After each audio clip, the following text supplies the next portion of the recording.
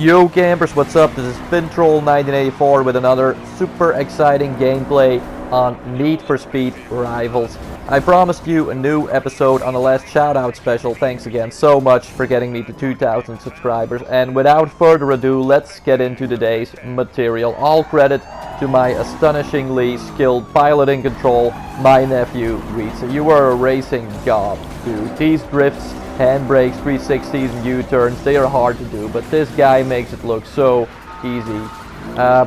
He's thinking about buying this game for his PS3, and I'm glad because he's over his Pokemon Go phase. Yeah, really, Pokemon Go. His friends are into it.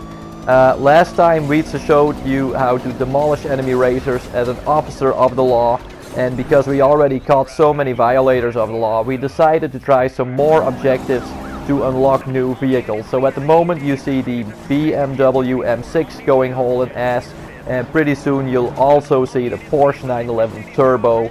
But a little note for all of you that used to love Carmageddon on PC, there is a remastered version of Max Damage available on PS4 and yes, also on Xbox One, but it's pretty expensive, $40. That's too much for Max Damage, which is somewhat the beta version of Carmageddon, so just save your money until Carpocalypse Now is remastered. So now it's time for the first part of the Interceptor challenge, and the Beamer is a good hunting car, a good one that has complete control and steering, so we can catch this robot racer, which will be using some tricky moves to try and shake you off. This is not something to do with an untrained left index finger, because you will be needing your brakes on Interceptor, but once you get to some straight roads, the Beamer reaches top speed very fast. It looks to be one of the easiest cars to drive with, but these enemy robot racers, they will do anything in their power to try and stop you from chasing them. I'm talking about unexpected turns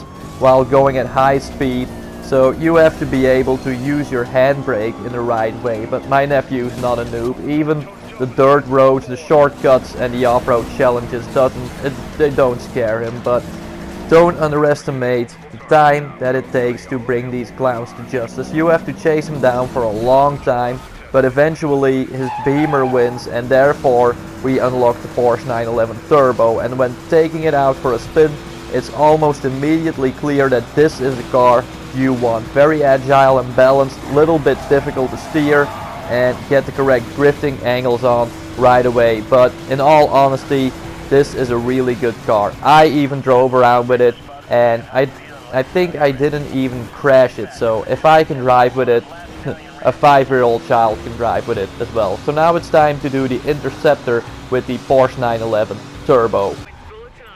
This time the Interceptor is a little bit shorter than the previous one, but we're competing against a different Porsche, another Porsche, and this one is a very stubborn bastard. He wouldn't give up, but thanks to that we can offer very diverse gameplay with crashes, handbrakes, everything, you name it, because you're not racing the entire time. You do need to slam the brakes a few times, and you do make some nasty professional moves to get you on your way again after you slam the brakes.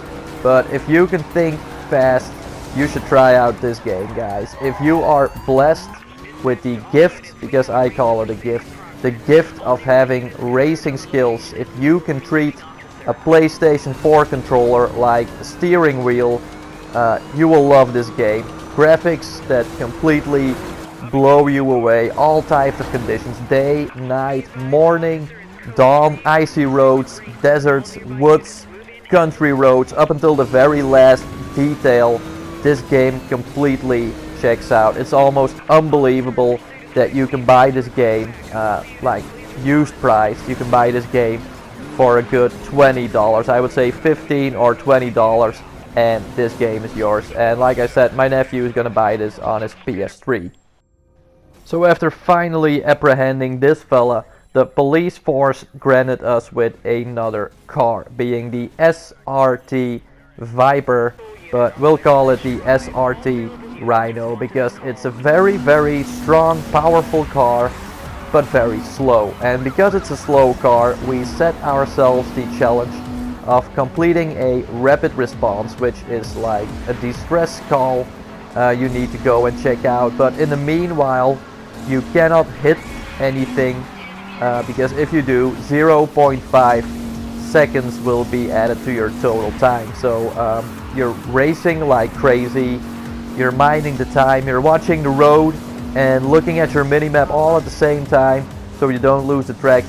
This is completely insane and it takes a whole lot of skill to complete this. So we did our very best to make it on time. We need to arrive before 3 minutes and 22 seconds. Last sprint, last nitro, and fail, epic fail. See you on the next one, guys. Have a nice day. Peace.